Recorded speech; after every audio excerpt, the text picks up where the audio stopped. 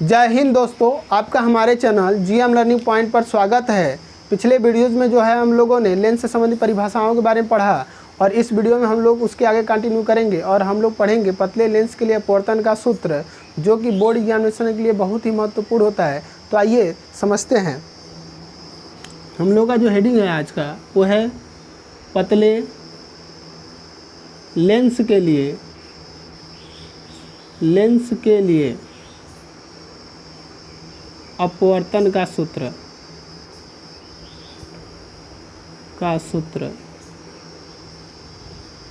तो पतले लेंस के लिए अपवर्तन का जो सूत्र होता है वो होता है 1/f बराबर n-1, दूसरे ब्रैकेट में 1/r1 माइनस 1/r2। और यह सूत्र में तब प्राप्त होता है जब दोनों लेंस के दोनों ओर के माध्यम क्या होते हैं, समान होते हैं। तो मान लेते हैं, इसके लिए हमें एक चित्र बनाना होगा इस प्रकार से। मान लीजिए यह एक पतला उत्तल लेंस है और यह इसका मुख्य अक्ष है और इस लेंस का पदार्थ का जो अपवर्तनांक है वो मान लेते हैं n2 है और इसकी मोटाई हम लोग मान लेते हैं t है। इस प्रकार से इसकी मोटाई t मान लेते हैं और इसका जो प्रकाशीय केंद्र है वो C और मान लेते हैं इसके प्रथम पृष्ठ की फोकस ध्रुव क्या है P1 और द्वितीय पृष्ठ का ध्रुव जो है P2 है। अब इसके दोनों ओर के समान माध्यम मान लेते हैं n1 है, ठीक है। और इसके मुख्य अक्ष पर कोई बिंदु वस्तु O रखी है जिससे चलने वाली प्रकाश किरणें क्या होती हैं, प्रथम पृष्ठ पर आपतित होने के पश्चात यह द्वितीय पृष्ठ की अनुपस्थिति में जो होता है यह I' पर जाकर मिलती है। और I' क्या है, प्रथम पृष्ठ से अपवर्तन के कारण बिंदु O का बना प्रतिबिंब है। अब मान लेते हैं यह द्वितीय पृष्ठ भी है इसमें, तो यह मान लेते हैं द्वितीय पृष्ठ से अपवर्तन के कारण इसका जो अंतिम प्रतिबिंब है वह I पर बनता है।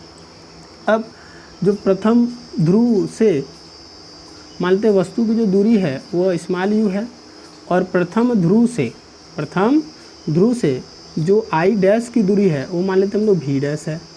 और द्वितीय ध्रुव से जो I की दूरी है उसको मान लेते हैं v है। और द्वितीय ध्रुव से जो I' की दूरी है, I' की जो दूरी है वह कितनी होगी, तो देखिए ये पूरा P1 से I' की दूरी क्या है, v' है।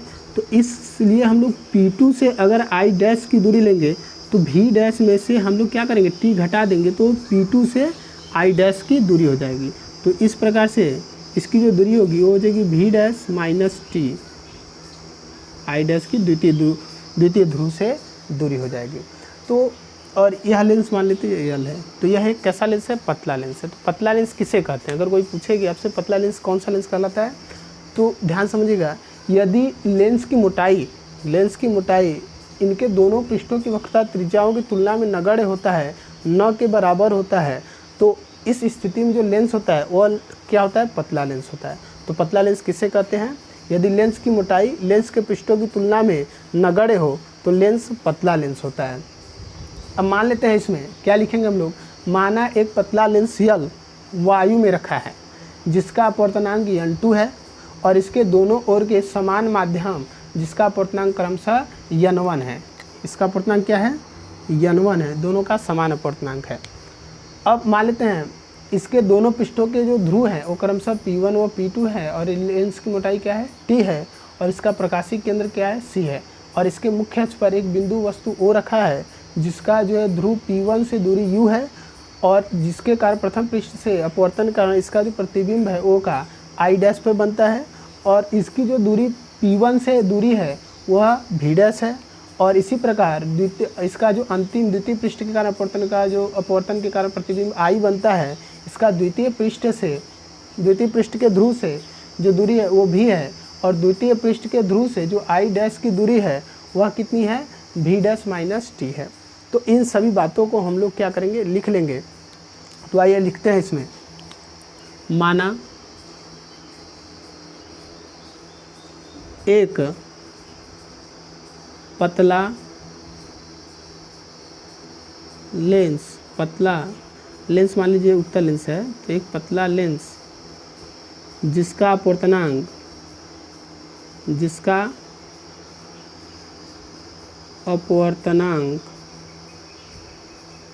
n2 है, क्या है, इसका अपवर्तनांक n2 है और इसके दोनों ओर के माध्यम क्या है, समान है, तथा इनके दोनों ओर के माध्यम समान है जिसका अपवर्तनांक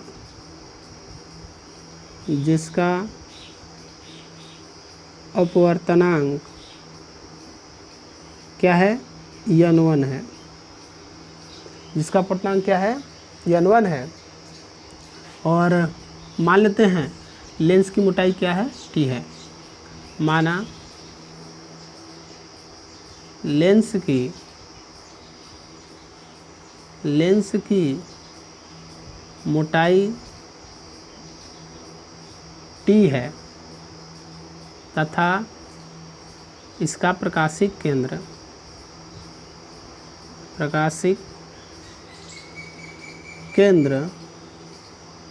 C है और इनके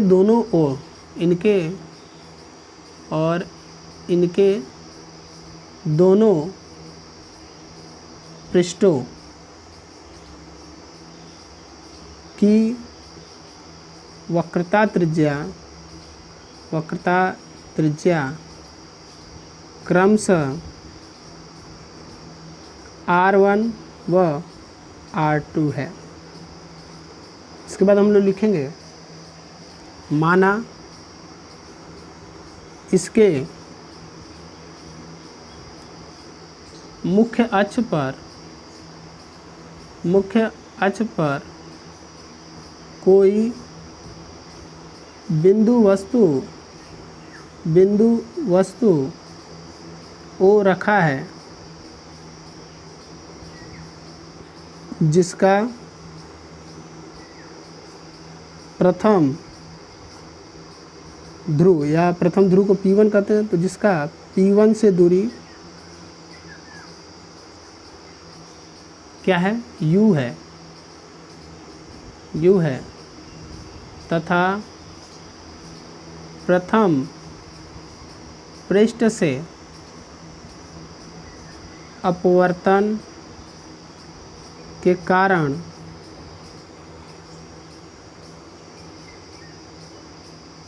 I डैश की दूरी P1 से V डैश है। अब चूंकि प्रकाश देखिए माध्यम 1 से माध्यम 2 में जा रहा है, यानी वायु से, यानी माध्यम 1 अगर वायु हो तो n1 से किस में जा रहा है, n2 में जा रहा है, लेंस की ओर जा रहा है। तो यहाँ पर जब अपवर्तन का सूत्र लगाएंगे तो हम लोग जानते हैं एकल गोली पृष्ठ के लिए जो अपवर्तन का सूत्र होता है वो होता है, एकल गोली पृष्ठ के लिए अपवर्तन का जो सूत्र होता है वो होता है n/n2/v माइनस n1/u बराबर n2 माइनस n1/r। इसी को हम लोग ऐसे भी लिखते थे n/v माइनस 1/u बराबर n-1/r। तो इसमें क्या था, पहला माध्यम वायु होता था और यह अगर दो माध्यमें हैं अलग अलग तो उसके लिए ये फार्मूला लगता है। तो इसी फार्मूला का प्रयोग करके जो है यह सूत्र 1/f बराबर n-1 ब्रैकेट में 1/r1 माइनस 1/r2 का निगमन किया गया है। अब जो है मान लेते हैं कि यह जो प्रकाश है वह माध्यम n1 से n2 में प्रवेश कर रहा है, तब हम लोग यह सूत्र लगाएंगे, तब हम लोग लिख सकते हैं यहाँ पर प्रथम पृष्ठ पर अपवर्तन के कारण, यहाँ पे लिख सकते हैं आप, चूँकि प्रकाश क्या कर रहा है, n1 से n2 की ओर जा रहा है ना, की ओर जाती है। अब जब जाती है तो अपवर्तन के सूत्र से, एकल गोली पृष्ठ से अपवर्तन के सूत्र से हम लोग फार्मूला क्या लगाएंगे, ये हो जाएगा n2/v माइनस n1/u बराबर n2 माइनस n1/r1। क्यों, क्योंकि मान लेते हैं प्रथम पृष्ठ की वक्रता त्रिज्या क्या है, r1 है। तो यह प्रथम पृष्ठ पर अपवर्तन का सूत्र हो गया। इसी प्रकार से हम मान लेते हैं अब द्वितीय पृष्ठ पर, तो यह जो वस्तु है, जो बिंदु वस्तु I है, यह द्वितीय पृष्ठ के लिए कैसा कार्य करता है, आभासी वस्तु का कार्य करता है। और इसका जो द्वितीय पृष्ठ के कारण जो अंतिम प्रतिबिंब है वह कहाँ बनता है, आई पर बनता है। और इसके द्वितीय पृष्ठ के ध्रुव से जो आई डैश की दूरी है वो भी डैश माइनस टी है, जो कि द्वितीय पृष्ठ से वस्तु की दूरी है। और उसी प्रकार आई से जो P2 की दूरी है वह कितनी है, भी है, जो कि अंतिम प्रतिबिंब की स्थिति है। तो इसको हम लोग लिख लेते हैं। इसमें हम लोग क्या लिखेंगे कि द्वितीय पृष्ठ के लिए, द्वितीय पृष्ठ के लिए आई डैश क्या करता है, आभासी वस्तु का कार्य करता है, आभासी वस्तु का कार्य करता है। किसका कार्य करता है, आभासी वस्तु का कार्य करता है। और इसलिए इसका द्वितीय पृष्ठ से अपवर्तन के पश्चात अंतिम प्रतिबिंब कहाँ बनता है, आई पर बनता है। तो यहाँ लिख सकते हैं इसलिए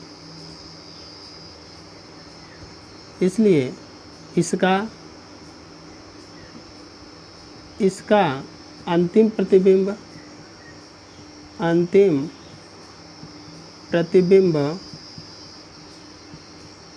आई पर बनता है, जिसका ध्रुव P2 से क्रमशः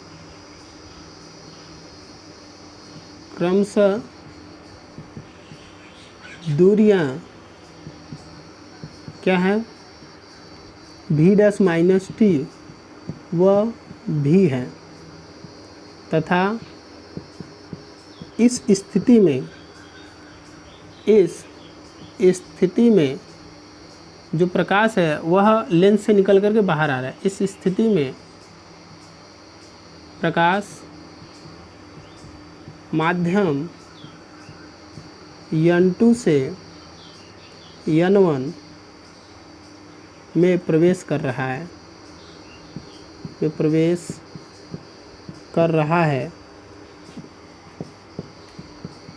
तो जब प्रकाश N2 से N1 में प्रवेश करेगा तो हमारा जो सूत्र था वो क्या था, हमारा फार्मूला था N2 बटा भी माइनस N1 बटा यू बराबर N2 माइनस N1 बटा क्या जाएगा, R था।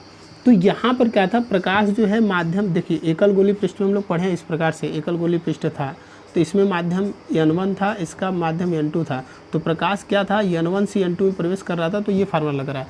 लेकिन यहाँ पर जस्ट उल्टा हो जा रहा है, प्रकाश क्या कर रहा है, माध्यम जो है N2 से बाहर N1 में आ रहा है। तो इस कंडीशन में हम लोग क्या करेंगे, N2 के स्थान पे N1 और N1 के स्थान पर N2, यानी क्रम बदल देंगे। तो हम लोग N2 के स्थान पे N1 और N1 के स्थान पे N2 रख देंगे। तो यहाँ पे N2 है सूत्र में, तो हम लोग लिखेंगे यहाँ पे N1 बटा भी क्या था, एकल गोली पृष्ठ से प्रतिबिंब की दूरी। तो यहाँ से इससे जो अंतिम प्रतिबिंब की दूरी है वो क्या है, वो भी है। तो ये हो जाएगा N1 भी माइनस, अब यहाँ पे क्या हो जाएगा, अब N1 की जगह N2 हो जाएगा। तो N2 बटा, अब वस्तु की दूरी क्या है, वस्तु की दूरी है भी डैश माइनस टी। तो यहाँ लिखेंगे भी डैश माइनस टी बराबर, अब N2 की जगह N1 और N1 की जगह N2 कर देंगे। तो N1 माइनस N2 बटा R2। क्यों, क्योंकि यह द्वितीय पृष्ठ के लिए है, इसलिए यहाँ पे R2 होगा। ये मान लीजिए इक्वेशन नंबर 2 हो गया। अब हम लोग मान लिया है कि लेंस कैसा है, पतला लेंस है। तो जब भी पतला लेंस होगा तो इसकी मोटाई न के बराबर होगी। हम लोग बोलेंगे पतला लेंस किसे कहते हैं, तो वह लेंस जिनके पृष्ठों की वक्रता त्रिज्याओं की तुलना में उसकी मोटाई क्या हो, नगण्य हो, न के बराबर हो मोटाई, तो उसको हम लोग मान लेते हैं पतला लेंस। तो चूँकि यह एक कैसा लेंस है, पतला लेंस है, तो इसलिए हम टी को छोड़ सकते हैं। तो यहाँ लिख लेंगे कुछ, उनका लिखेंगे यदि या पतले लेंस के लिए यदि लेंस पतला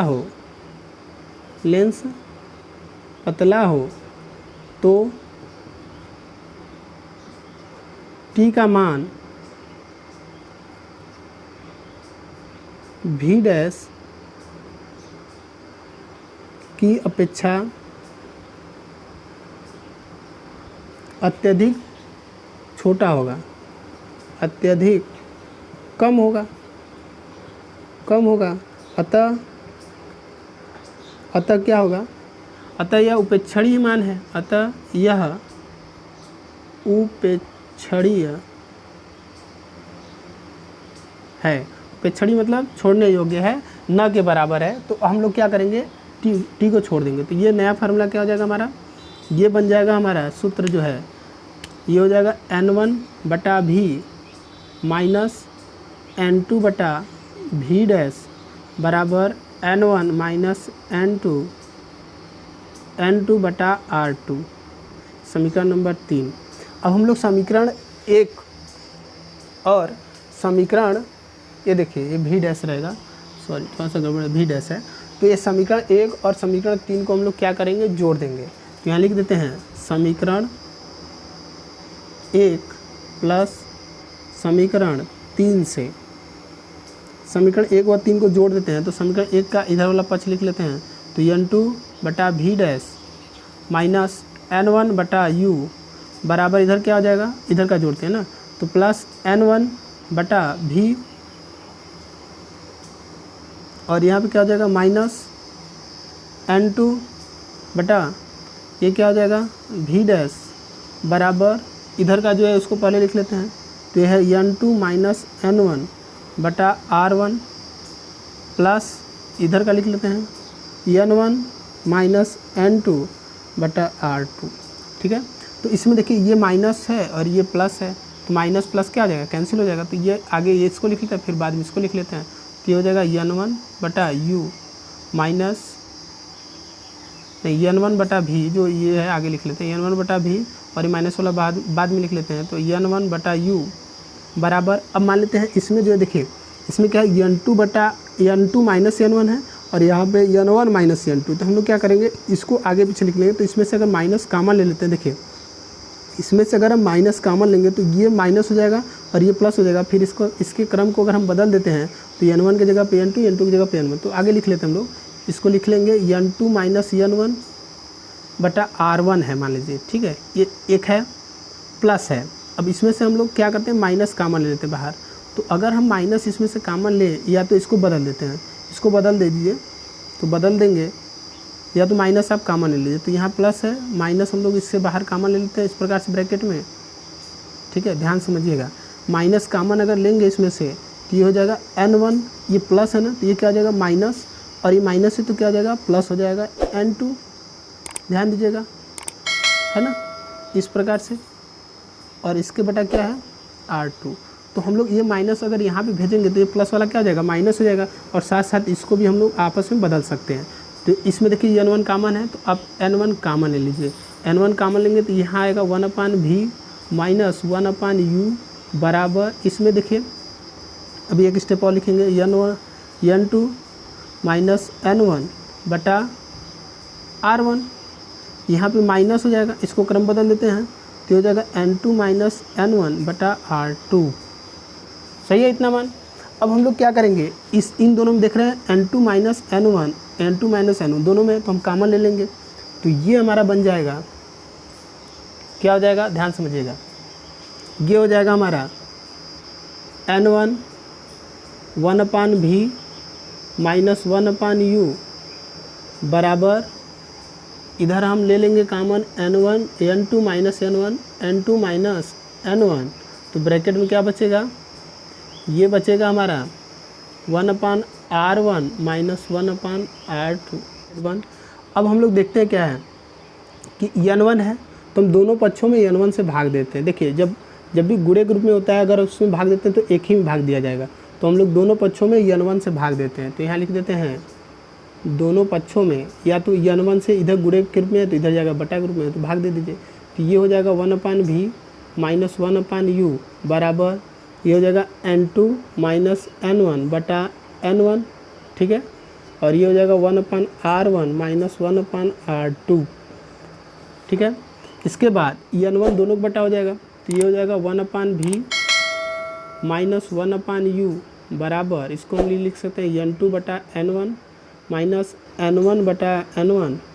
इसको ब्रैकेट में प्रयोग कर सकते हैं हम लोग, छोटे ब्रैकेट में। ठीक है, इसको लिख सकते हैं 1/R1 माइनस 1/R2। तो N1 से N1 कैंसिल, इसके यहाँ पे एक लिख सकते हैं हम लोग। तो 1/V माइनस 1/u बराबर ये हो जाएगा। अब देखिए हम लोग पढ़े हैं फार्मूला, क्या पढ़े हैं, एक फार्मूला पढ़े हम लोग कि 1n2 इक्वल क्या होता है n2/n1 पिछले वीडियो में। तो हम लोग n2/n1 की जगह लिख सकते हैं 1n2 माइनस 1, इसके ब्रैकेट में लिखेंगे 1/r1 माइनस 1/r2। सही है। इसके बाद हम लोग जानते हैं, देखिए उत्तल लेंस में क्या होता है, इस प्रकार से अगर उत्तल लेंस है, यह इसकी मुख्य अक्ष है, तो इसके अगर कोई वस्तु मान लीजिए, ठीक है, अगर कोई वस्तु अनंत पे रख दिया जाए, कहाँ हो, अनंत पर हो, अगर कोई वस्तु अनंत पर होती है तो उत्तल लेंस में अनंत से जो भी किरणें चलती है वो क्या होती है, सदैव मुख्य अक्ष के समांतर होती है इस प्रकार से। तो ये समांतर किरणें क्या होती हैं, पीछे जाकर के फोकस पर मिलती हैं। तो कोई वस्तु अगर लेंस उत्तल लेंस के सामने, ध्यान रखें, कोई वस्तु अगर उत्तल लेंस के सामने अनंत पर होती है तो उसका प्रतिबिंब जो है द्वितीय फोकस पर बनता है। किस पर बनता है, द्वितीय फोकस पे बनता है। और इसलिए हम लोग मान लेते हैं कि वस्तु कहाँ है, अनंत पर। तो यहाँ लिख लेते हैं यदि वस्तु कहाँ रखी हो, वस्तु अनंत पर रखी हो, अनंत पर हो, तो उस कंडीशन में देखिए प्रतिबिंब की जो दूरी है, लेंस से प्रतिबिंब की जो दूरी है वो भी हो जाता है और u क्या हो जाता है हमारा, इनफाइनाइट हो जाता है। तो v जो होता है वो प्रकार एफ भी जो v है इधर का, वह किसके तुलना हो जाता है, इसकी फोकस दूरी के बराबर हो जाता है। तो जो v है वो किसके बराबर हो जाता है, इसके फोकस के बराबर हो जाता है। तब तो इस स्थिति में क्या होता है, u बराबर इनफाइनाइट हो जाता है और v बराबर हमारा क्या हो जाता है, स्मॉल f हो जाता है। ठीक है। तो अगर हम इसमें रखते हैं इसको, तो इसमें अगर हम रख दें तो ये हो जाएगा 1/स्मॉल f माइनस 1/इनफाइनाइट बराबर ये हो जाएगा 1n2 माइनस 1, दूसरे ब्रैकेट 1/r1 माइनस 1/r2, इस प्रकार से जाएगा।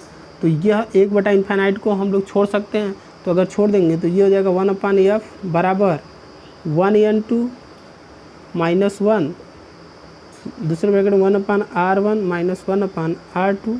अब मान लेते हैं पहला माध्यम वायु हो, तो अगर पहला माध्यम वायु मान लेते हैं तो वायु के सापेक्ष किसी माध्यम का अपवर्तनांक निरपेक्ष अपवर्तनांक कहलाता है। तो उसे हम लोग केवल यन से भी प्रदर्शित कर सकते हैं। तो यहाँ पे लिख सकते हैं हम लोग, यदि पहला माध्यम वायु हो तो क्या होगा, तब हम 1n2 के स्थान पर केवल यन लिख सकते हैं। ठीक है। तो 1n2 की जगह पर हम यन लिखते हैं, तो 1/f बराबर ये हो जाएगा n माइनस 1, दूसरे ब्रैकेट में 1/r1 माइनस 1/r2। और यही क्या है, पतले लेंस के लिए अपवर्तन का सूत्र है। तो हम लोग लिख सकते हैं यही पतले लेंस के लिए